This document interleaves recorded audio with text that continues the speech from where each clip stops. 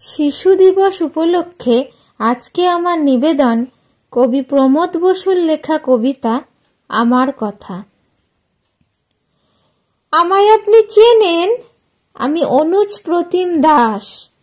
আসল বয়স 5, কিন্তু স্কুলে 6+। আমার সবই 1, তবু মিশের সংখ্যা 4। সকাল সন্ধে দুজন, সপ্তাহে 4 বার। পড়তে হয় 5টি বিষয়, 5 ঘন্টার বেশি। মা বলেছেন সাহেব হতে, বাবার শিক্ষা দেশি। পড়াশোনা ছাড়াও আমার অজস্র কাজ হাতে। হিসেব কষে দেখলে আমার ঘুম হয় না রাতে। মায়ের ইচ্ছে ক্রিকেট শিখে সচিন হয়ে উঠি।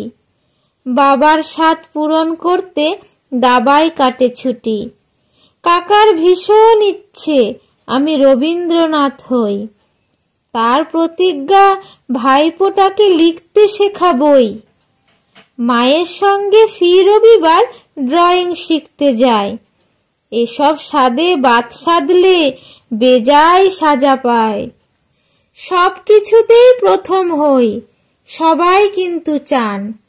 শেখার ওজন বেড়ে আমার প্রাণ করে আনচান। শেখার চাপে হাঁপায় ছুটি, কোনখানে বিশ্রাম?